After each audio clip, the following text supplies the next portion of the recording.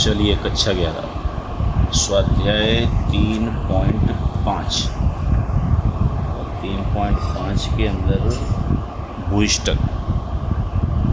तो सबसे पहला जो सवाल दिया है अपने को बहुलक या भूइष्ठक ज्ञात करने के लिए, जिसका चिन्ह है एम, वहाँ अपने को दिए हुए हैं सिर्फ अवलोकन दिए हों तो सबसे पहला कार्य क्या करने का, आपको अवलोकन चढ़ते क्रम में लिख देने के, जिससे कोई भी गलती ना हो। अब यहाँ आप लोग अपने ने अवलोकन चढ़ते क्रम में लिख दिए। अब यहाँ देखें तो कौन सी संख्या का सबसे अधिक बार पुनरावर्तन होता है, वो संख्या क्या मानी जाएगी, एम हो। इसके अंदर अवरीकृत सूचना में कोई भी गणना आपको करनी नहीं है। कब, जब भूइष्ठक ज्ञात करना हो तब। अब देखिए यहाँ पर 138 आता है 3 बार और 146 आता है 2 बार। तो जो संख्या सबसे अधिक बार पुनरावर्तित होती हो वो क्या माना जाएगा, अपना भूइष्ठक या एम हो। तो यहाँ सबसे अधिक बार पुनरावर्तित अवलोकन कितना है, 138 है, इसलिए मोड बराबर कितना होगा, 138। यदि मान लो सवाल के अंदर कोई दो संख्याएं समान बार पुनरावर्तित होती हैं तो फिर अपने इस पद्धति से मोड ज्ञात कर सकते नहीं हैं। यदि दो अवलोकन समान बार पुनरावर्तित होते हों तो एमओ ज्ञात करने के लिए आसदिश सूत्र मोड बराबर 3m - 2x बार का उपयोग करेंगे। उससे अपने ज्ञात करना पड़ेगा। नहीं, उसके लिए पहले आपको m ज्ञात करना पड़ेगा, x बार ज्ञात करना पड़ेगा, उसके बाद निकलेगा अपना भूइष्ठक यानी एमओ। अब देखिए इसमें दूसरे सवाल दिया है अपने कौन सा, असतत आवृत्ति वितरण। अब यहाँ अपने को अवलोकन दिए हैं और आवृत्ति दी हुई है। जब अवलोकन और आवृत्ति दी हो तो इसके अंदर अपने कोई भी गणना करने की आवश्यकता होती नहीं है किस भूइष्ठक ज्ञात करने के लिए। वहाँ क्या करना है आपको, सबसे पहले देखना है अपने को जो अपने को आवृत्ति दी है उसमें सबसे महत्तम आवृत्ति कौन सी है। यदि महत्तम आवृत्ति 1 है, जैसे यहाँ पर सबसे महत्तम आवृत्ति कितनी है, 25, तो 25 के सामने जो अवलोकन होगा, जो x की कीमत होगी, वो कहलाएगा अपना क्या, भूइष्ठक यानी एमओ। तो यहाँ महत्तम आवृत्ति वितरण 25 धारण करने वाला अवलोकन कौन सा है, वो कितना है, 13, यानी एम ओ की कीमत कितनी होगी, 13 कैक होगी। ठीक है। यदि मान लो कोई दो संख्या हो महत्तम समान संख्या है तो फिर अपने उपयोग करना पड़ेगा किसको, आसदिश सूत्र को। अब इसके बाद देखें अपने, जब अपने को सतत आवृत्ति वितरण दिया हो। अब सतत आवृत्ति वितरण में भी वर्ग लंबाई समान होनी चाहिए। असमान वर्ग लंबाई होगी तो अपने वहाँ पर सिर्फ आलेख की मदद से अपने भूइष्ठक ज्ञात कर सकते हैं, सूत्र के द्वारा ज्ञात कर सकते नहीं है। यहाँ देखो वर्ग लंबाई अपने को समान दी हुई है, सभी के बीच में अंतर कितने का, 10 का, और अपने को आवृत्तियाँ दी हुई हैं। तो सबसे पहले कीमत अपने मान लेने की। यहाँ सबसे जो महत्तम आवृत्ति है वो होगी आपकी FM, मैक्सिमम फ्रीक्वेंसी।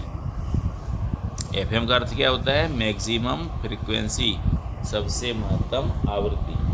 उसके ऊपर की आवृत्ति होगी अपनी F1 और उसके बाद की आवृत्ति होगी F2।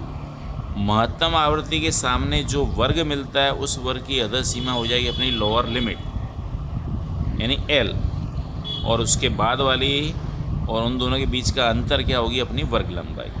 तो यहाँ पर देखें तो महत्तम आवृत्ति कितनी, 23 है, उसके ऊपर की आवृत्ति F1 बराबर 19, नीचे की आवृत्ति कितनी, 10, वो हो जाएगी अपनी क्या, F2। ये संख्या होगी अपनी F2 और C बराबर कितना, 10, और L बराबर जो अपने को वर्ग मिलता है महत्तम आवृत्ति का 150 से 160, तो 150 यानी अधः सीमा क्या हो जाएगी अपनी L बराबर 150। अब अपने सूत्र के अंदर इस कीमत को लिखेंगे।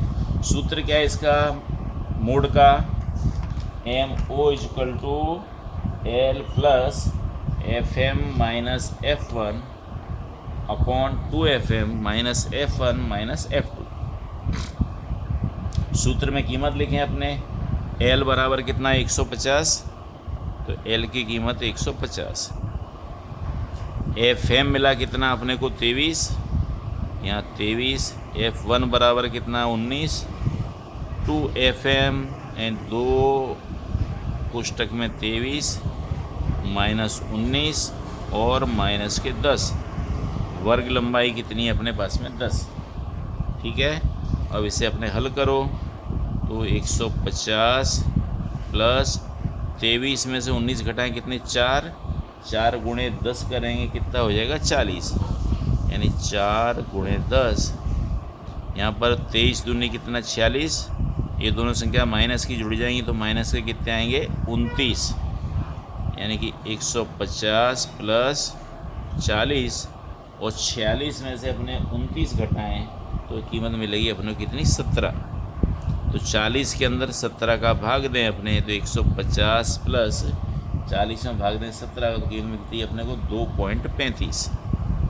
तो 2.35, तो ये उत्तर हो जाएगा आपका किसका मोड का 152.35।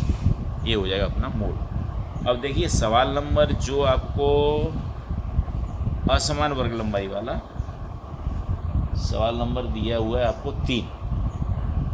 तो 3 के अंदर वर्ग लंबाई कैसी है असमान है।